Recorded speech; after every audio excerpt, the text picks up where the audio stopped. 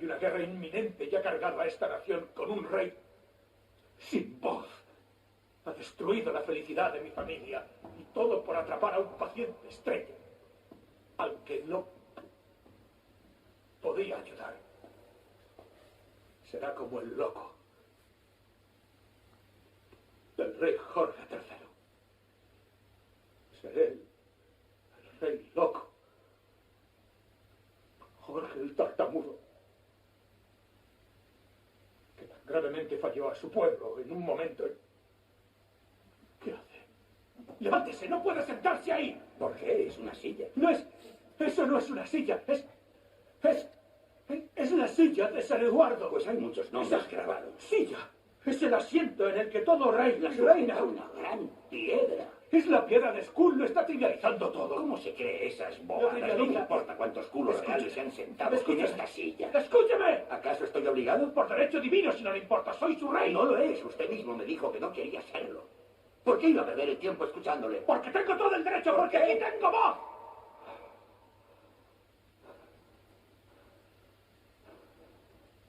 Sí, la tiene.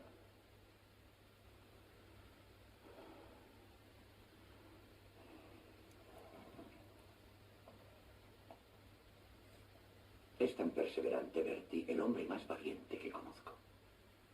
Será un rey cojonudo. Y bienvenidos a la teoría de la mente.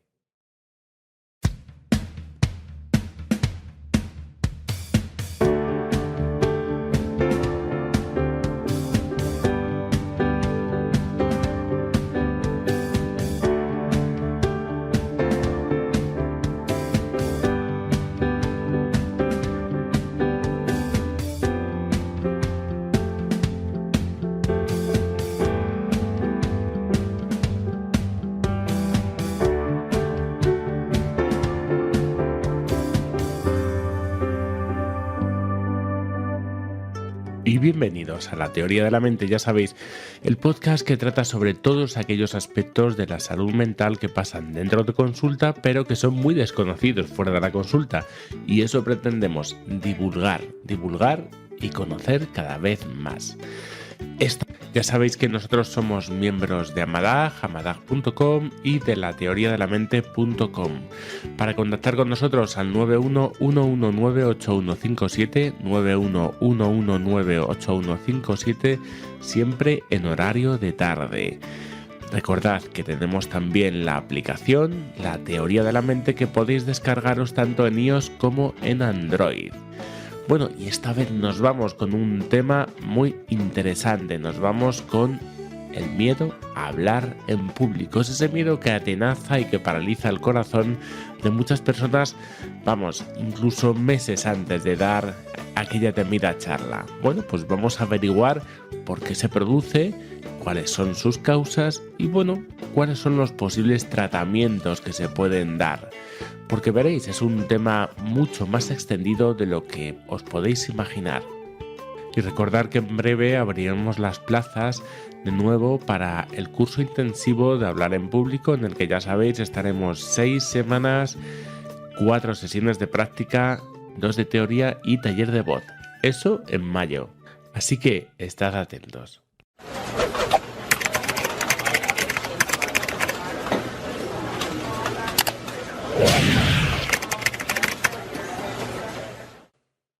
Bueno, pues bienvenidos a un capítulo más del consultorio. Esta vez vamos con un tema que nos interesa mucho porque estamos constantemente con él debido a nuestros talleres, nuestros club de los viernes, que son clubes para hablar en público, que es un club que tenemos para hablar en público muchos de los viernes, donde la gente puede practicar y poder ver este miedo a hablar en público. Y es precisamente esto, la glosofobia. La glosofobia, el miedo a hablar en público, el pánico escénico. Nosotros nunca trabajamos tanto, o por lo menos con el hecho de que las personas aprendan a mejorar el hablar en público o porque nosotros trabajamos con fobias. Entonces, pues una cuestión que es fundamental es el hecho de que podamos trabajar esto desde una perspectiva como lo que es, ¿no? Una fobia, un miedo muy fuerte a poder mostrar precisamente miedo. ¿vale? Entonces, bueno, vamos allá un momentito. Si te sientes identificado con estas preguntas, pues bueno, pues vamos a ver. ¿Puedes estar pensando en la charla durante días y días y días y días? Bueno, mira a ver si le has dado ahí que sí, ¿no? Y estás pensando qué es lo que va a pasar, qué va a ocurrir, es decir, le estamos dando vueltas de una manera obsesiva. Tenemos miedo a que, veréis, no tanto mi charla sea aburrida o no sea aburrida o que pueda parecer que haya dicho algo interesante o no, sino que existe una serie de síntomas físicos en ese momento que me evidencien o que evidencien que estoy nervioso, como puede ser el temblor de voz, la sudoración, el rubor, el quedarse en blanco. Tengo también una profunda sensación de vergüenza, sensaciones a veces de humillación, de hacerme muy pequeñito delante del público. He evitado esta situación durante años y siempre que lo he conseguido lo he hecho.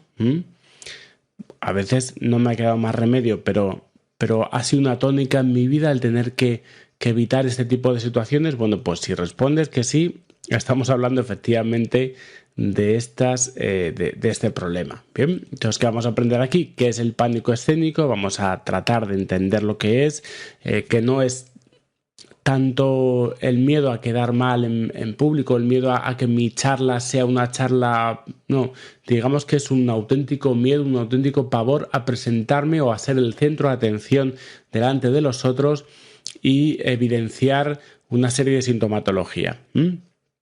¿Cuáles serían los síntomas? ¿A quiénes afecta más? ¿Y cuál es el mejor tratamiento? Bueno, pues esto es lo que vamos a ver hoy.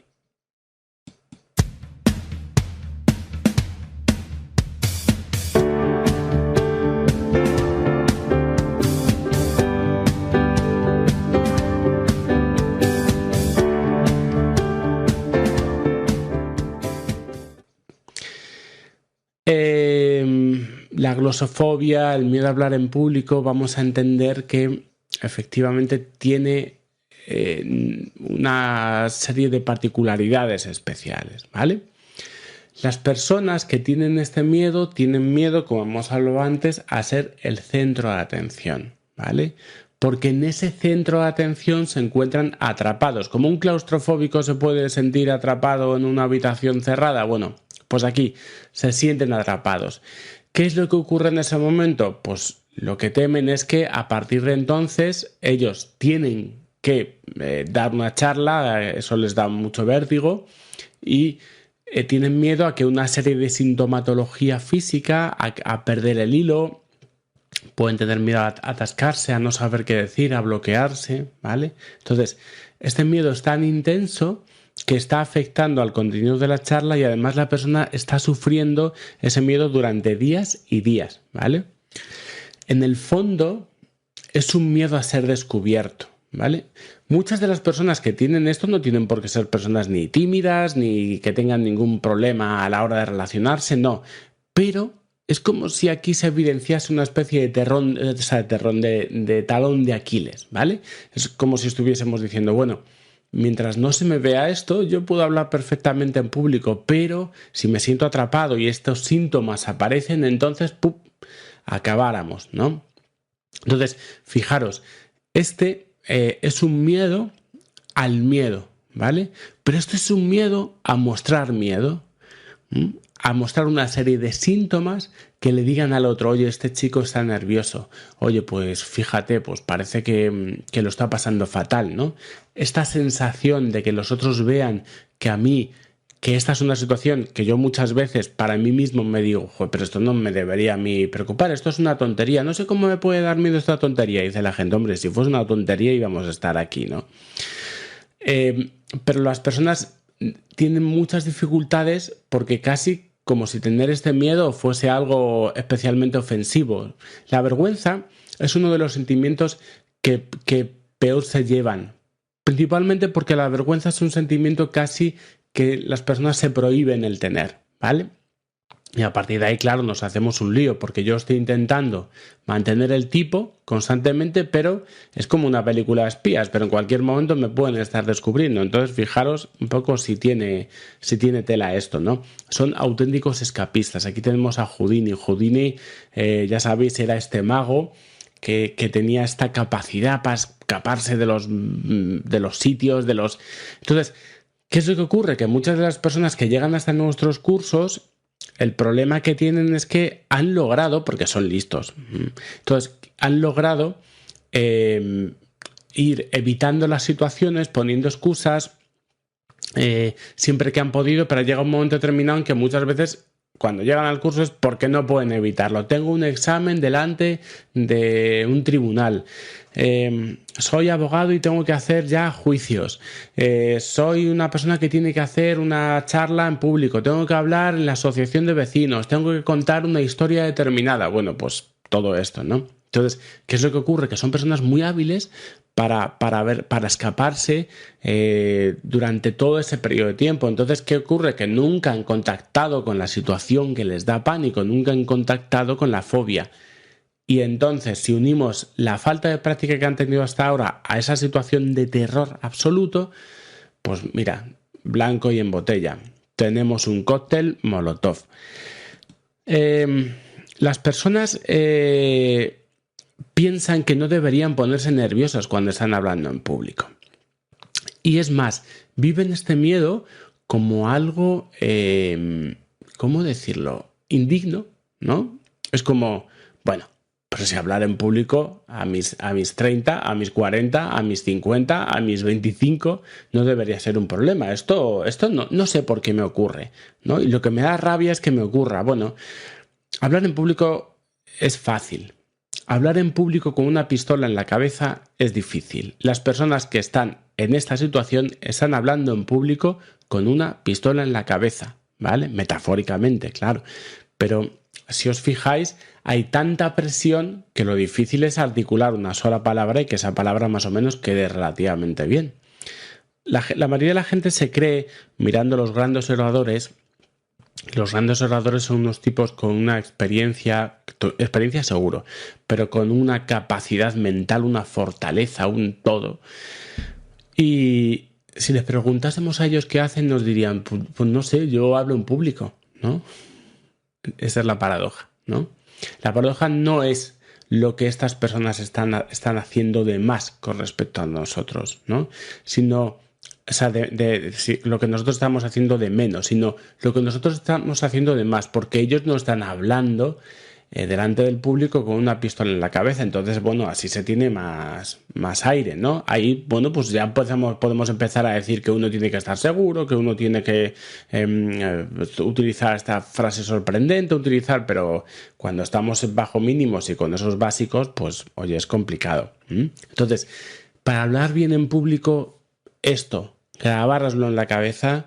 Para hablar bien en público, olvidaros de la seguridad absoluta, olvidaros de no tener nervios, olvidaros de relajaros, no. Para hablar bien en público, el secreto es aprender a hablar bien en privado, ¿vale?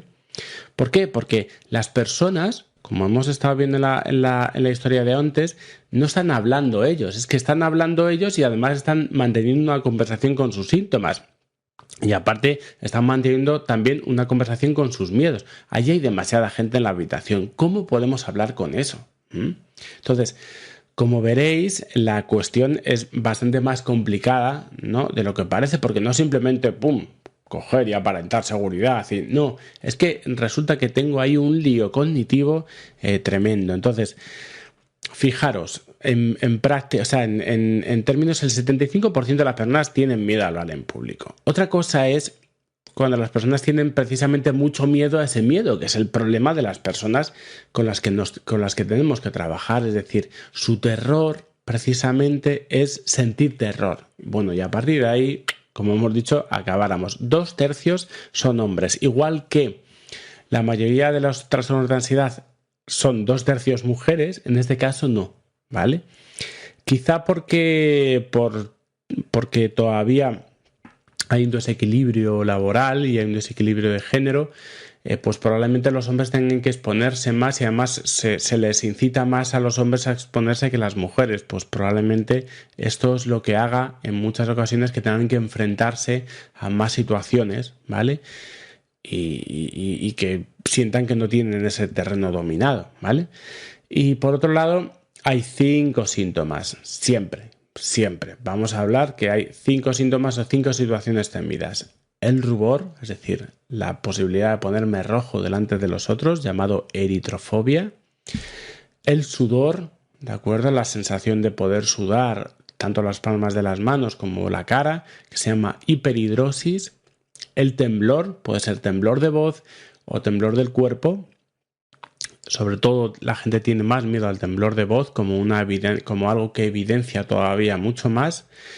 Quedarse en blanco, es decir, no saber qué decir en ese momento, que esa es importante. Y luego, pues la mayoría de la gente a partir de eso pues dice, bueno, pues es que no voy a saber qué decir o si lo que voy a decir no va a tener ningún tipo de sentido, ¿vale? Entonces, esas serían sobre todo los miedos más comunes, ¿vale? Entonces, ¿cuál es normalmente el trabajo que nosotros hacemos en los talleres? El primero, dar un conocimiento adecuado a las personas acerca de cómo se produce este miedo, porque este miedo sigue unas reglas. El miedo siempre sigue unas reglas, aunque no sean las que a nosotros nos gustaría o queremos que sean, pero el miedo siempre sigue unas reglas. Vamos a tratar sobre todo con uno de los principales enemigos que existen en ese momento, que es el perfeccionismo. La mayoría de las personas, en realidad, ¿de acuerdo?, son personas que en su trabajo suelen ser buenos, se les suele dar bien y, ojo, y les ascienden. Esto puede parecer una paradoja, pero lo que termina ocurriendo es que son gente con una cabeza muy bien amueblada y con un constante perfeccionismo. Y ese perfeccionismo, claro, les vale en algunas áreas, pero en este tipo de situaciones es lo peor que te puede pasar.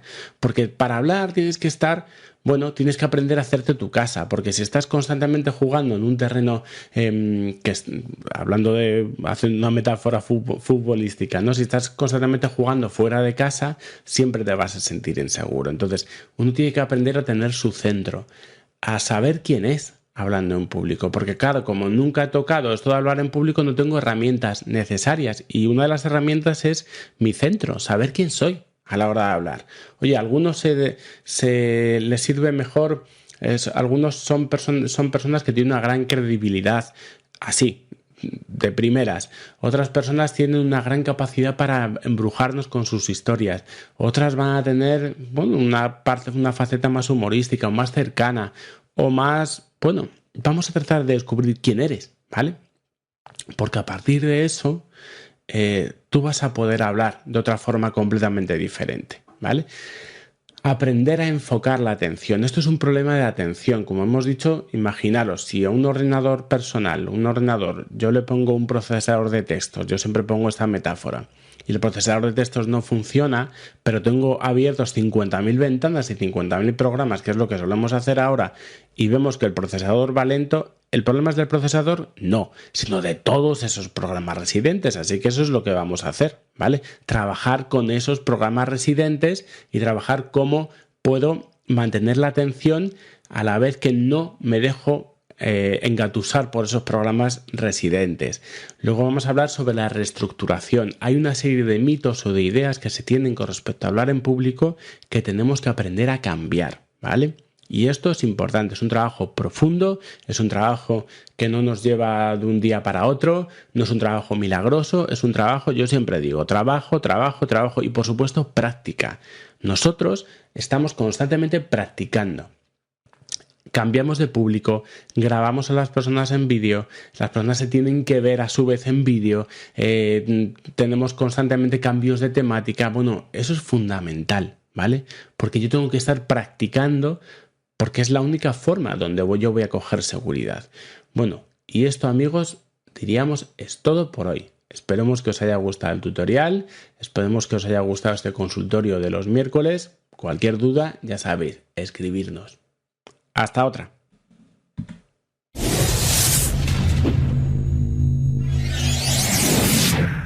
Bueno, y hasta aquí ya sabéis un programa más de la teoría de la mente. Esperemos que hayáis quedado contentos con el resultado y ya sabéis, nos vemos el siguiente lunes, como casi todos los lunes, algunos no, porque son festivos y nos los saltamos, pero como casi todos los lunes para informaros sobre ansiedad, sobre salud mental. Así que ya sabéis, yo soy Rubén Casado y esta ha sido La Teoría de la Mente.